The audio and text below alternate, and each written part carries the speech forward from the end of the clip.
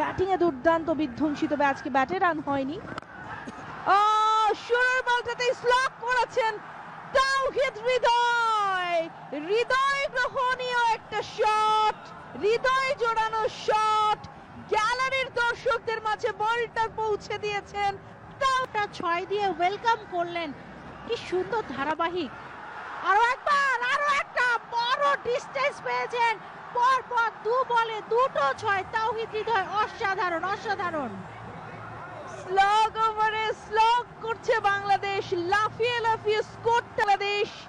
এই মুহূর্তে গিয়ে লফটে ট্রাই করেছেন, জায়গাটা বানালেন, টাইমিংটা ভালো, ডিসটেন্সটা পাবেন।